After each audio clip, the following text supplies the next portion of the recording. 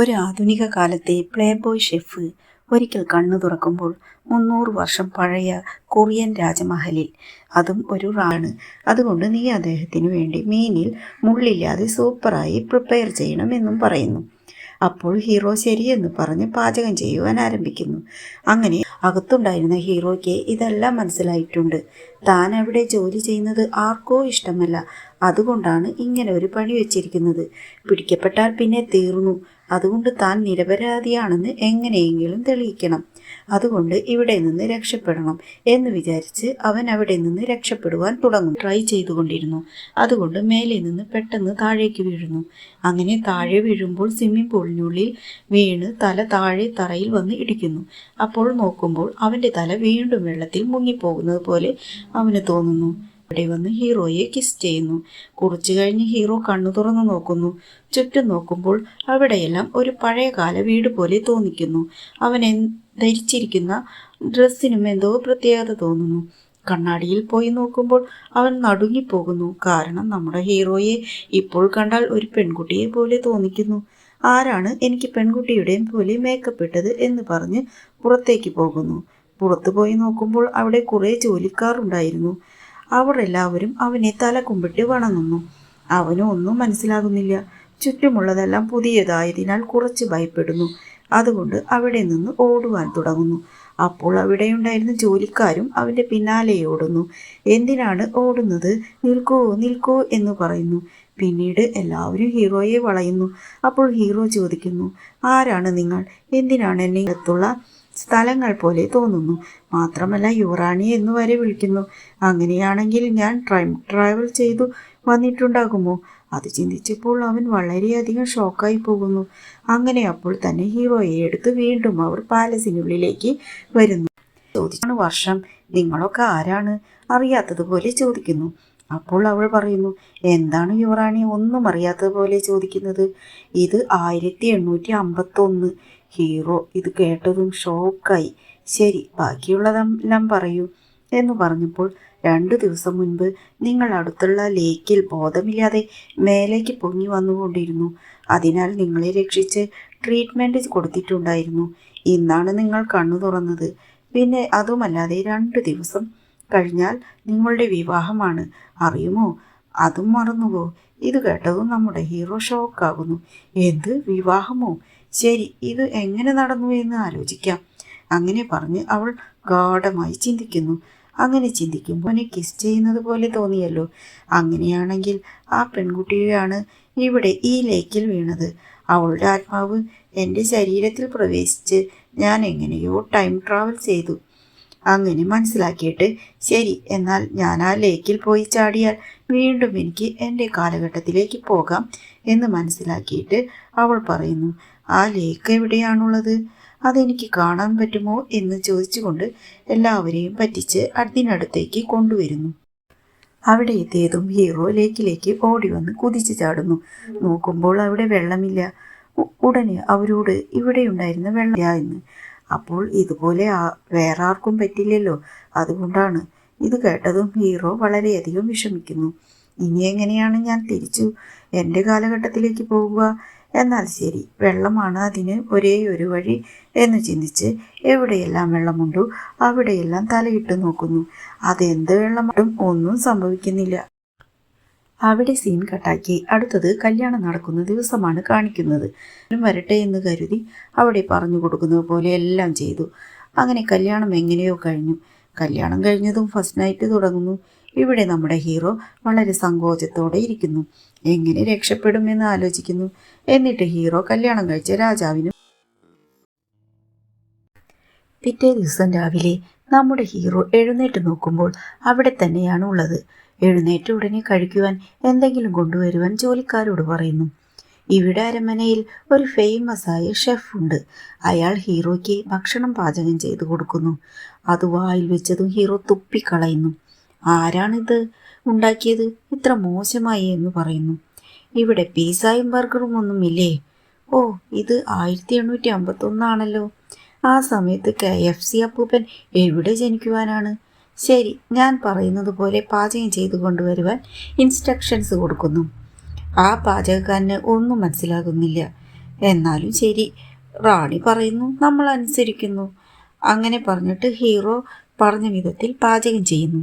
ഇത് ഹീറോയുടെ അടുത്ത് കൊണ്ടുവരുമ്പോൾ ഒന്നും തീരെ ഇഷ്ടപ്പെടുന്നില്ല. ഒന്നിൽ ഉപ്പില്ല, ഒന്നിൽ എരിവില്ല, ഒന്ന് കയ്പായിരിക്കുന്നു എന്ന് കുറ്റം പറഞ്ഞുകൊണ്ടിരിക്കുന്നു. ആ ഷെഫിനാണെങ്കിൽ വളരെയധികം ദേഷ്യം വരുന്നു. എന്താണ് നിങ്ങൾ ഞാൻ പാചകം ചെയ്യുന്നത് ഒന്നും നന്നായില്ല എന്ന് പറയുന്നത്? ഞാനാണ് ഈ രാജ്യത്തെ ഏറ്റവും നന്നായി പാചകം ചെയ്യുന്ന ഷെഫ്.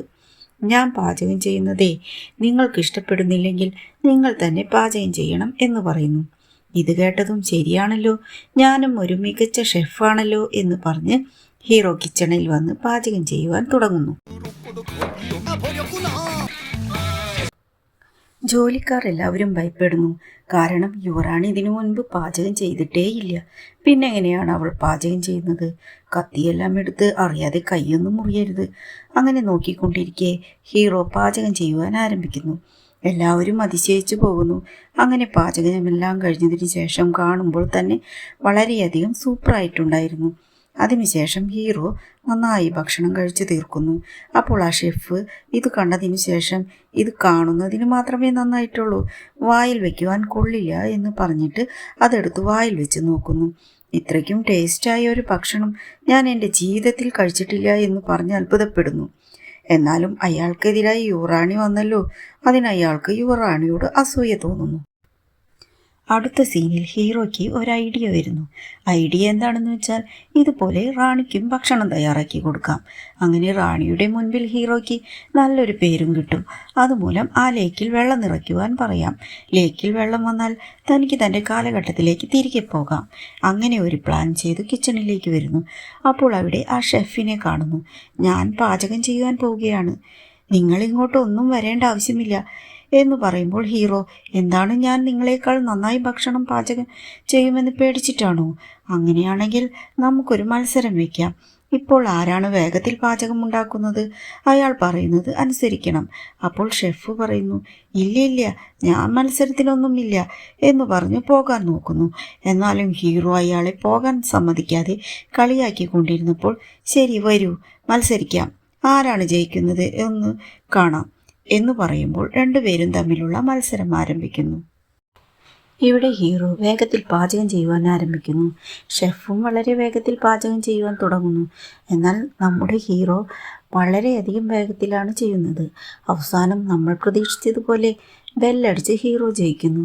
എന്നാൽ ഷെഫ് പറയുന്നു, വേഗത്തിൽ പാചകം ചെയ്യുന്നത് പ്രധാനമല്ല, ഏതാണ് ടേസ്റ്റ് എന്നുള്ളതാണ് പ്രധാനം. അതുകൊണ്ട് എൻ്റെ ഫുഡായിരിക്കും ടേസ്റ്റ് എന്ന് പറയുന്നു. അപ്പോൾ ഹീറോ, ശരി സാർ, നമുക്ക് അതും ചെക്ക് ചെയ്ത് നോക്കാം എന്ന് പറഞ്ഞിട്ട് കോമൺ ആയിട്ടുള്ള ഒരാളെ വിളിച്ച് രണ്ടുപേരും പ്രിപ്പയർ ചെയ്തതും ടേസ്റ്റ് ചെയ്ത് നോക്കുവാൻ പറയുന്നു. അതുപോലെ തന്നെ അയാൾ രണ്ടും ടേസ്റ്റ് ചെയ്ത് നോക്കുന്നു. അതിൽ ഹീറോയുടെ തന്നെയാണ് സൂപ്പറായിട്ടുള്ളതെന്ന് അയാൾ പറയുന്നു. അങ്ങനെ ഹീറോ ജയിക്കുന്നു. അങ്ങനെ ഷെഫിനോട് ഇവിടെ നിന്ന് പോകുവാൻ പറയുന്നു. ഇനി മുതൽ ഞാനാണ് റാണിക്ക് പാചകം ചെയ്യുന്നത്, നീ ഇടയ്ക്ക് കയറരുതെന്നും പറയുന്നു.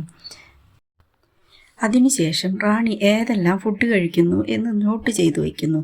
നോക്കുമ്പോൾ റാണിക്ക് എന്തോ പല്ലുവേദന ഉള്ളതുപോലെയും സോഫ്റ്റ് ആയിരിക്കുന്ന ഫുഡ് മാത്രമാണ് റാണി കഴിക്കുന്നത് പോലെയും തോന്നുന്നു. ഉടൻ തന്നെ ഹീറോ ഉരുളൻകിഴങ്ങ് വെച്ച് ഒരു സൂപ്പറായ ഡിഷ് ഉണ്ടാക്കുന്നു. അതാണെങ്കിൽ കാണുവാൻ തന്നെ വളരെ നന്നായിരുന്നു. അതുപോരാതെ ഡെക്കറേഷനായി മേലെ ചെറിയ പൂക്കളെല്ലാം വെക്കുന്നു. എല്ലാം ശരിയായതിനു ശേഷം അത് റാണിക്ക് കൊണ്ടുപോയി കൊടുക്കുന്നു. റാണി അത് കാണുമ്പോൾ വളരെ സൂപ്പറായിരിക്കുന്നു. എന്നാൽ ടേസ്റ്റ് ചെയ്ത് നോക്കുമ്പോൾ അത്രയ്ക്ക് പോരായിരുന്നു. എന്താണെന്ന് വെച്ചാൽ ആ ഭക്ഷണം കൂളായി മാറിയിരുന്നു. കാരണം ആ കാലഘട്ടത്തിൽ ഹോട്ട് ബോക്സ് ഒന്നും ഉണ്ടായിരുന്നില്ലല്ലോ. അതുകൊണ്ട് ടെമ്പറേച്ചർ കാരണം അങ്ങനെ ആയതാണ്. ഇത് കണ്ട ഹീറോ, അയ്യോ കുഴപ്പമായല്ലോ എന്ന് വിചാരിച്ച് അവിടെ നിന്ന് പോകുവാൻ തുടങ്ങുന്നു. ഹീറോയെ ഒരു പല്ലക്കിൽ കയറ്റിയാണ് കൊണ്ടുപോകുന്നത്. ഇത് കണ്ട ഹീറോയ്ക്ക് ഒരു ഐഡിയ തോന്നുന്നു. ഐഡിയ എന്താണെന്ന് വെച്ചാൽ പല്ലക്ക് പോലെ ഒരു ഹോട്ട് ബോക്സ് നിർമ്മിക്കുവാൻ തുടങ്ങുന്നു. അത് നമ്മുടെ ഹീറോ പറഞ്ഞു കൊടുക്കുമ്പോൾ അന്നത്തെ കാലത്തെ എൻജിനീയേഴ്സ് എല്ലാം സൂപ്പറായി ഉണ്ടാക്കുന്നു. അതിനുശേഷം പലതരത്തിലുള്ള പുതിയതായ ഡിഷുകളെല്ലാം ഹീറോ ഉണ്ടാക്കി അത് ആ ബോക്സിനുള്ളിൽ വെച്ച് റാണിക്ക് കൊടുത്തയക്കുന്നു. റാണി അതെല്ലാം വളരെ ഇഷ്ടത്തോടെ കഴിച്ച് എല്ലാ ഭക്ഷണവും കാലിയാക്കുന്നു. ഇതുമൂലം റാണിയുടെ മുൻപിൽ നല്ലൊരു പേര് ഹീറോയ്ക്ക് കിട്ടുന്നു. പറയുമ്പോൾ ഹീറോ റാണിയുടെ മരുമകളാണ്. അങ്ങനെ ദിവസങ്ങൾ പോകുന്നു. ഒരു ദിവസം ആ രാജ്യത്തിൻ്റെ യുവരാജാവ് ഒരു വിരുന്നൊരുക്കുന്നു. ആ വിരുന്നിന് അയൽ രാജ്യങ്ങളിൽ നിന്ന് പല രാജാക്കന്മാരും പല പ്രമുഖ വ്യക്തികളും വരുന്നു. കുറച്ചു നേരത്തിനുള്ളിൽ വിരുന്ന് തുടങ്ങുവാൻ പോകുന്നു. അപ്പോൾ ഇതുവരെ ഒന്നും റെഡിയായിട്ടുണ്ടായിരുന്നില്ല. കാരണം ആ ഷെഫിന് സുഖമുണ്ടായിരുന്നില്ല. ഇതറിഞ്ഞതും ഹീറോ വേഗത്തിൽ കിച്ചണിലേക്ക് വരുന്നു. കിച്ചണിൽ വന്നു നോക്കുമ്പോൾ അവിടെ വളരെ കുറച്ച് പേരെ പാചകം ചെയ്യുവാനുണ്ടായിരുന്നുള്ളൂ. മാത്രമല്ല പാചകം ചെയ്യുന്നതിന് വളരെ കുറച്ച് കായ്കറികൾ മാത്രമേ അവിടെ ഉണ്ടായിരുന്നുള്ളൂ. എന്നാലും കുഴപ്പമില്ല, അത് വെച്ച് പാചകം ആരംഭിക്കുന്നു. ഫസ്റ്റ് ഡിഷായി സ്പ്രിംഗ് പൊട്ടാറ്റോ ഉണ്ടാക്കുന്നു. ആ കാലഘട്ടത്തിൽ ഇതൊന്നും കണ്ടിട്ടുണ്ടാവുകയില്ലല്ലോ. ഹീറോ അത് വളരെ സിമ്പിളായി സൂപ്പറായി റെഡിയാക്കുന്നു. അത് കൊണ്ടുവന്ന് ആ രാജവിരുന്നിൽ വയ്ക്കുമ്പോൾ എല്ലാവരും എന്താണിത്, രാജവിരുന്നിന് വന്നിട്ട് എന്താണ് കഴിക്കുവാൻ തന്നിട്ടുള്ളത് എന്ന് വിചാരിച്ച് എടുത്തു കഴിക്കുമ്പോൾ അതിശയിച്ചു പോകുന്നു. അത്രയ്ക്ക് സൂപ്പറായിരുന്നു. പിന്നീട് രണ്ടാമത്തെ ഡിഷായി ഹീറോ എന്താണ് റെഡിയാക്കുന്നതെന്ന് വെച്ചാൽ ബർഗർ തയ്യാറാക്കുന്നു. അവിടെ മീറ്റൊന്നും ഇല്ലാത്തതിനാൽ വെജ് ബർഗർ തയ്യാറാക്കുന്നു. അതും ആ വിരുന്നിൽ വിളമ്പുമ്പോൾ എല്ലാവർക്കും വളരെയധികം ഇഷ്ടമാകുന്നു. അവസാനമായി ഹീറോ ഒരു ഡിഷ് തയ്യാറാക്കുന്നു. ഒരു ജെല്ലി പോലെയുള്ള പലഹാരം വളരെ സൂപ്പറായി റെഡിയാക്കുന്നു. അത് റെഡിയാക്കിയത് പോരാതെ അതിലെ സ്റ്റിക്കിൽ നല്ല വേർഡ്സ് എല്ലാം എഴുതുന്നു. നിങ്ങളൊരു ഭാഗ്യശാലിയാണ്, നിങ്ങൾക്ക് നല്ലത് നടക്കും, അങ്ങനെയെല്ലാം എഴുതി വയ്ക്കുന്നു. ഇതെല്ലാം അവിടെ ഉണ്ടായിരുന്നവർ കഴിച്ചപ്പോൾ അവർക്ക് വളരെ പെർഫെക്റ്റായ ഒരു ഫീൽ ഉണ്ടാകുന്നു. ഇതുപോലത്തെ ഭക്ഷണം ഞങ്ങളുടെ ജീവിതത്തിൽ കഴിച്ചിട്ടില്ല എന്നവർ സന്തോഷിക്കുന്നു. അതിനുശേഷം ആ സ്റ്റിക്കിൽ വരുന്ന വേർഡ്സ് എല്ലാം വായിച്ച് വളരെയധികം ഇംപ്രസ് ആകുന്നു. അതുമൂലം ആ റാണിക്കും വളരെയധികം സന്തോഷമാകുന്നു. കാരണം എല്ലാവരും വന്ന് പുകഴ്ത്തി പറഞ്ഞതിനാൽ നമ്മുടെ ഹീറോയെ വിളിച്ച് ഇന്ന് ഞാൻ വളരെയധികം സന്തോഷത്തിലിരിക്കുന്നു, എല്ലാം നീ മൂലമാണ്, നിനക്ക് എന്തു വേണമെങ്കിലും ചോദിച്ചോളൂ, അത് ഞാൻ നിറവേറ്റിത്തരും. അത് കേട്ടതും ഹീറോ ആ ലേക്കിൽ വെള്ളം നിറയ്ക്കുവാൻ പറയുന്നു. റാണി അപ്പോൾ തന്നെ അതിന് ഉത്തരവ് നൽകുന്നു. അപ്പോൾ ഹീറോ വളരെ സന്തോഷത്തോടെ ഞാൻ വീട്ടിലേക്ക് പോകാൻ പോകുന്നു. പക്ഷേ ഒരു പ്രശ്നം എന്താണെന്ന് വെച്ചാൽ അന്നത്തെ കാലത്ത് മോട്ടോർ ഒന്നും ഉണ്ടായിരുന്നില്ലല്ലോ. കൈ കൊണ്ട് തന്നെ അതിൽ വെള്ളം നിറച്ചു കൊണ്ടിരുന്നു. എന്താണ് ചെയ്യുന്നത്? ഇങ്ങനെ ചെയ്താൽ പല വർഷങ്ങൾ എടുത്താലും ഇതിൽ വെള്ളം നിറയില്ല. അപ്പോൾ ഹീറോ ഒരു ഐഡിയ കൊടുക്കുന്നു. ഐഡിയ എന്താണെന്ന് വെച്ചാൽ ബക്കറ്റെല്ലാം പാസ് ചെയ്ത് വേഗത്തിൽ വെള്ളം ഒഴിക്കണം. അത് അവർക്ക് കുറച്ച് ഈസി ആയിരുന്നു. വെള്ളം കുറച്ച് വേഗത്തിൽ നിറയുന്നു. കുറേ ദിവസങ്ങൾ പോകുന്നു. വെള്ളം കുറച്ച് നിറയുന്നു. ഹീറോയാണെങ്കിൽ എപ്പോഴാണ് വെള്ളം നിറയുന്നത് എന്ന് വെയിറ്റിങ്ങിലാണ്. ആ സമയം നോക്കുമ്പോൾ മഴയും പെയ്യുവാൻ തുടങ്ങുന്നു. അപ്പോൾ ഹീറോയ്ക്ക് വളരെ വളരെ സന്തോഷമാകുന്നു. ഡാൻസ് എല്ലാം ചെയ്യാൻ തുടങ്ങുന്നു. അങ്ങനെ നോക്കുമ്പോൾ ആ ലേക്കിൽ വെള്ളം നിറയുന്നു. അങ്ങനെ വേഗത്തിൽ വെള്ളത്തിലേക്ക് കുതിക്കുന്നു. അങ്ങനെ തന്നെ മുങ്ങിത്താഴുവാൻ തുടങ്ങുന്നു. പെട്ടെന്ന് നോക്കുമ്പോൾ അവൻ പ്രസൻറ്റിൽ കണ്ണു തുറക്കുന്നു. കണ്ണു തുറന്നു നോക്കുമ്പോൾ 2 പോലീസ് ഓഫീസേഴ്സ് അവന് കാവലായി നിൽക്കുന്നു. പതുക്കെ അവരുടെ ഫോൺ എടുക്കാമെന്ന് വിചാരിക്കുമ്പോൾ അവർ എഴുന്നേൽക്കുന്നു. അങ്ങനെ ഹീറോ വീണ്ടും രക്ഷപ്പെടുവാൻ വേണ്ടി വേഗത്തിൽ ഓടുന്നു. അവരും പിന്തുടരുന്നു. ഒരു ഘട്ടത്തിൽ അവനും രക്ഷപ്പെടാൻ സാധിക്കാത്ത വിധം 2 സൈഡിലും അവർ അവനെ ബ്ലോക്ക് ചെയ്യുന്നു. എന്നാലും അവൻ മുകളിൽ നിന്ന് താഴേക്ക് ചാടുന്നു. അങ്ങനെ വേഗത്തിൽ ഓടി വന്നു ഒരു ലൈബ്രറിയിൽ എത്തുന്നു. അവിടെ വെച്ച് അവൻ പ്രവേശിച്ച യുവറാണിയുടെ ഫോട്ടോ കാണുന്നു. അതിലാണെങ്കിൽ ആ രാജകുമാരിയെക്കുറിച്ച് വളരെയധികം പുകഴ്ത്തി എഴുതിയിരിക്കുന്നു. ആ രാജകുമാരി വളരെയധികം പാചകമുണ്ടാക്കും, വളരെയധികം കണ്ടുപിടുത്തങ്ങൾ നടത്തി എന്നെല്ലാം എഴുതി വെച്ചിരുന്നു. കാരണം ആ വെള്ളമെല്ലാം പാസ് ചെയ്തു ഒഴിച്ചുവല്ലോ, അതെല്ലാം പറഞ്ഞിട്ടുണ്ട്. ഇതെല്ലാം കണ്ട് അവൻ വളരെയധികം സന്തോഷിക്കുന്നു. ഞാൻ ഹിസ്റ്ററിയിലും വന്നല്ലോ എന്ന് അവൻ വിചാരിക്കുന്നു.